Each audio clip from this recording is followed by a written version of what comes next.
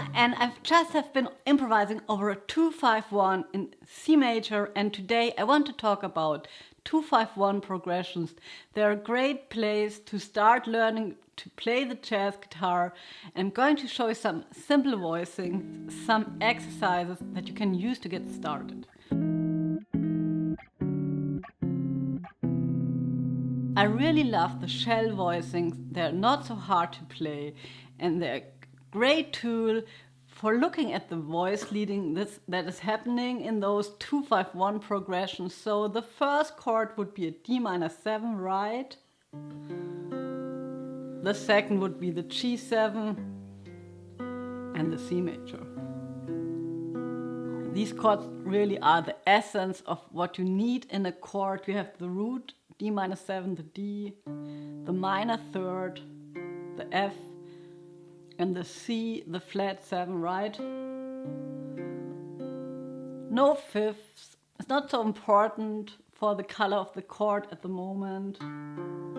G7 root, the G, the F, the flat 7, the B, the major third, and last but not least, the C major 7, the root, the major third, the E, and the B, the major 7.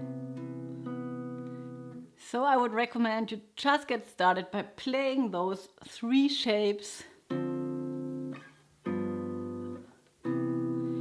getting used to them. You can think about the notes, but you just can play them. Different parts of your fretboard.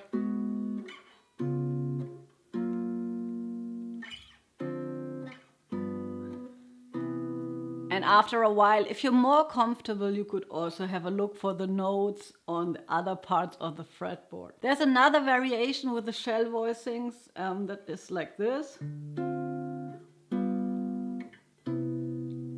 So D minor 7, D, flat 7, C, F minor third, G7, G is our root, B natural, major third, and flat 7 again, and root, major 7, major third. So it's just like you have 2 options with the shell voicings for playing a 2-5-1, here or there.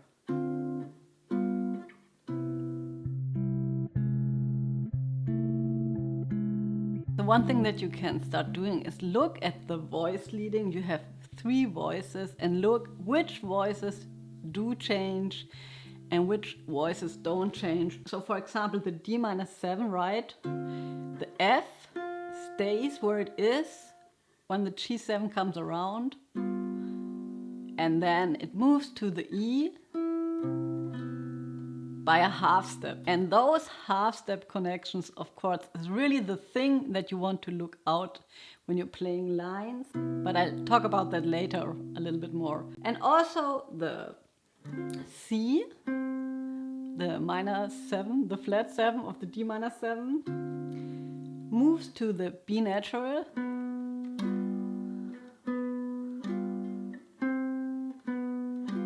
And then it stays. And if you're feeling a little bit more comfortable, you could be starting checking out the arpeggios. Maybe even only one position. So if you have the D minor 7, we could say we're sort of in the 3rd position, right? So we would look for all the chord tones that are in the D minor 7. Playing the chord or playing the arpeggio both reflect the chord changes so much, and I think it's a very good place to start. So here's the root, and then you just play the arpeggio, minor third, 5, flat 7, root, minor third, 5, minor third, root, flat 7, 5, minor third, root. But maybe also the rest of the notes that we can find in each position. I really like to do that. So flat 7 and the 5 again. Flat 7. And then maybe end on the D again. And I would recommend that you just record yourself a D-7 chord and then just fool around with those notes. I'm going to record a D-7. So for a little bit more color, I'm going to use the same shape, but I'm going to put the 9 on top. So it's a D-7 9 chord. I'm going to record only this chord, and then I'm going to improvise using only the arpeggio.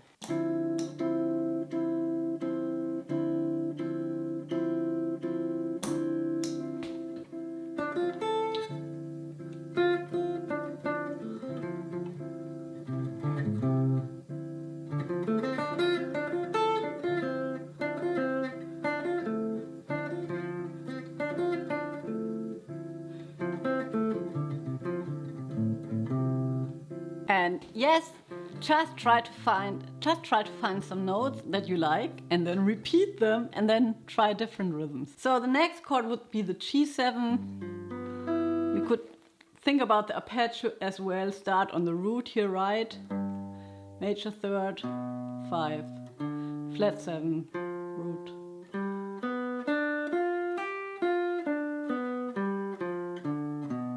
So just to play the G7 arpeggio in this position, record yourself another loop using only the G7 arpeggio or the G7 chord. You could play a G7 13 if you like, and record this one. It's a little bit more color. This E gives the chord the 13. And last but not least, you could also check out the arpeggio on the C major 7, right? C, third, 5, major 7.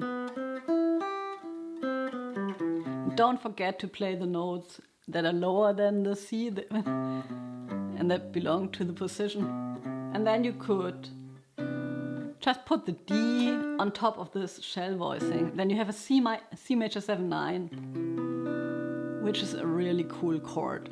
So just practicing those chords separately and then putting them together would be the next step. So I'm going to show you some lines that work really well over this progression, because sometimes it's good to have a little bit of an idea how you can play a line or create a line.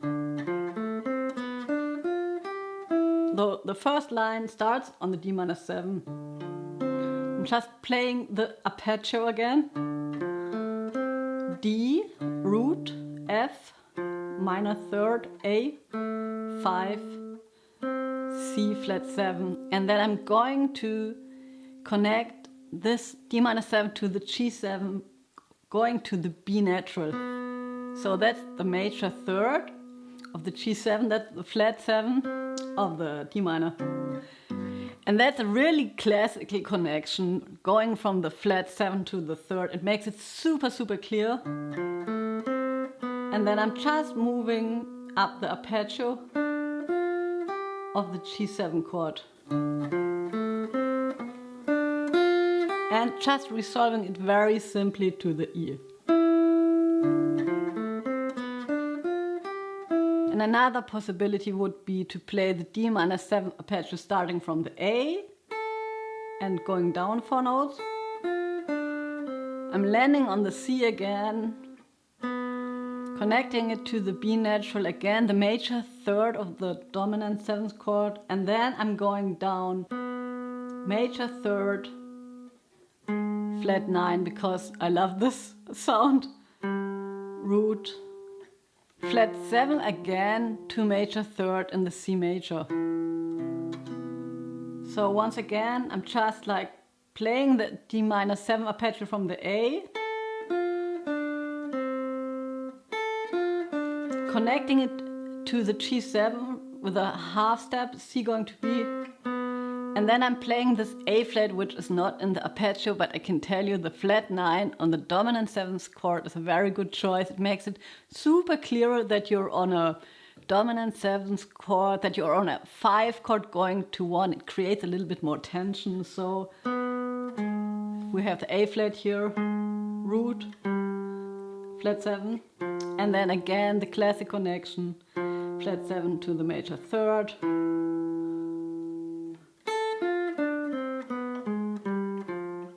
So So this line in itself is already very clear, and you can hear the 2, 5, 1.